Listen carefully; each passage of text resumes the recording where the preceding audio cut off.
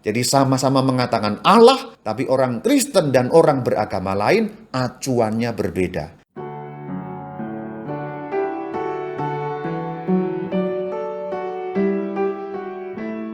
Yang pertama dalam bahasa Yunani, yang kedua dalam bahasa Latin. Theos, Deus. Sebelum agama Kristen, Deus dan Theos sudah dipakai. Baik Theos maupun Deus dipakai untuk menyebut sesembahan yang supernatural. Gampangnya dalam istilah yang umum kita menyebutnya dewa-dewa. Kadang saya tambahkan, ada Theos, ada Deus, ada God, Allah bahasa Indonesia yang akarnya dari bahasa Arab. Keempat kata itu untuk menyebut sesembahan yang supernatural, untuk menyebut sosok ilahi yang dipungut dari kebudayaan yang sudah ada lebih dulu.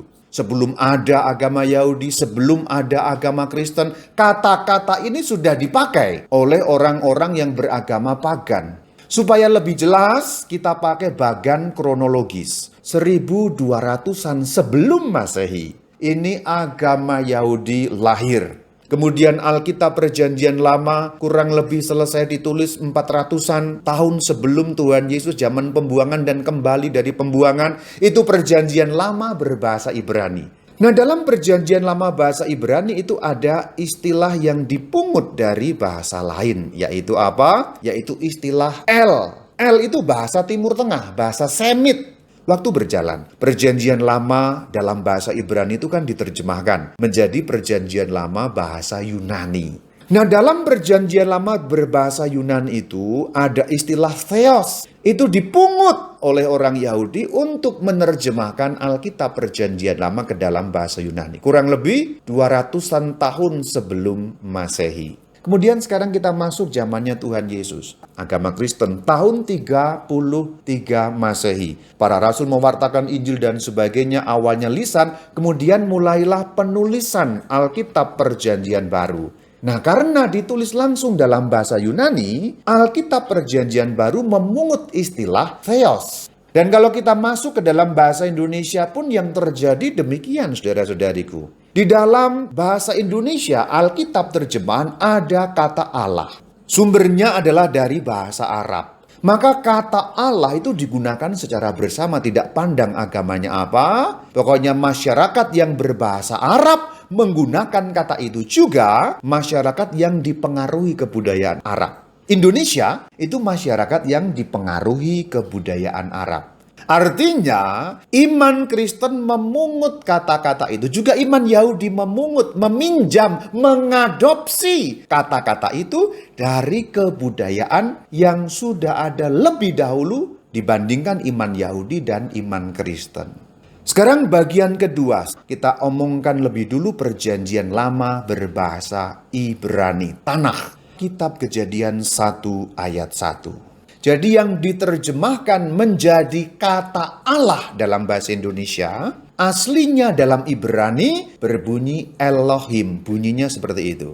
Ulangan 32 ayat 17. Nah, teks Ibrani itu berbunyi Eloah. Lagi-lagi terjemahannya dalam bahasa Indonesia adalah Allah. Sekarang teks yang ketiga. Mazmur 22 ayat 2. Aksara Ibrani yang tertulis di sana itu bunyinya El. Lagi-lagi diterjemahkan dengan kata Allah dalam bahasa Indonesia. Nah, itulah penerjemahan ke dalam bahasa Indonesia.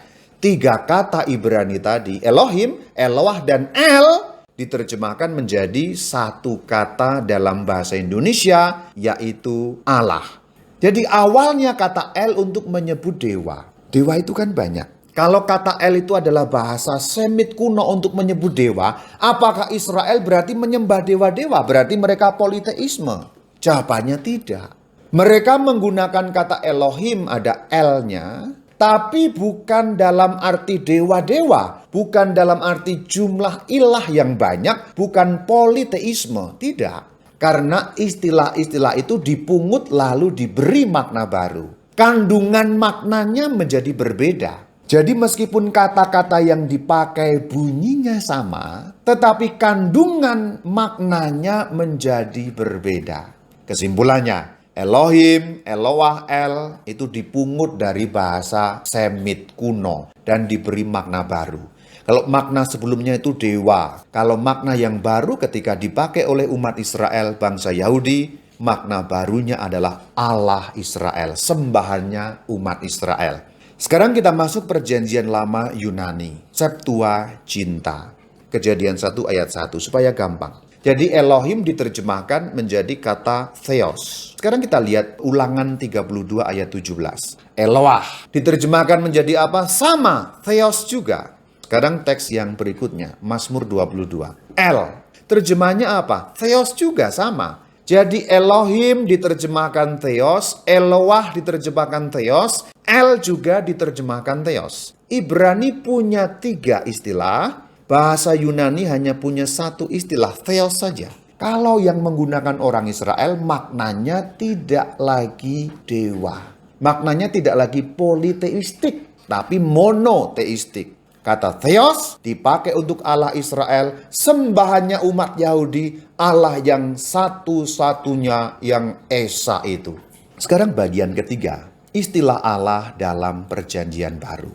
Kita lihat Matius 6 ayat 30. Kata yang diterjemahkan Allah, Yunaninya Theos. Ayat berikutnya, Yohanes 1 ayat 1 hafal semua ya. Lagi-lagi Theos. 2 Korintus 1 ayat 3. Theos juga, itu juga berbunyi Theos. Allah itu siapa? Bapa. Sekarang kesimpulannya saudara-saudari. Kata Theos itu kata istilah dalam perjanjian baru yang dipungut dari bahasa Yunani yang dulunya untuk menyebut dewa, sekarang diberi makna baru. Makna barunya itu apa? Allah, yaitu Bapa menurut iman Kristen. Sembahannya umat Kristen juga sembahannya umat Israel. Kesimpulan akhir. Kita ingat ada 3 istilah dalam bahasa perjanjian lama Ibrani. Elohim, Eloah, dan El. Itu bahasa Ibrani. Kemudian ada kata Theos yang dipakai dalam perjanjian lama Yunani dan dalam perjanjian baru. Kalau ngomong perjanjian baru ya pasti Yunani. Itu semua awalnya kata-kata yang diambil dari agama lain, dari kebudayaan lain, yang dipungut kemudian diberi makna baru. Elohim, Eloah, El bukan lagi bermakna dewa, Theos bukan lagi bermakna dewa, tetapi makna barunya adalah Allah, yaitu Bapa, sembahannya umat Kristen, sembahannya umat Israel juga. Nah, kemudian dalam bahasa Indonesia, kata Theos tadi, kata Elohim, kata Eloah, kata El diterjemahkan menjadi Allah. Karena apa? Karena bahasa Indonesia terpengaruh dari bahasa Arab. Alkitab bahasa Arab kalau nemu kata Theos diterjemahkan Allah. Kalau nemu kata Elohim diterjemahkan Allah. Kalau nemu Eloah diterjemahkan Allah. Kalau nemu El diterjemahkan Allah. Kata Allah bukan milik agama tertentu, ini milik budaya Arab. Nah, itulah kata Allah mengapa sampai ada dalam terjemahan Alkitab kita. Impor dari Arab, Arab itu dipakai berbagai macam agama. Kata Allah untuk menerjemahkan Theos, kalau dalam perjanjian baru, dalam bahasa Yunani, kalau perjanjian lama untuk menerjemahkan Elohim, Eloah, dan El.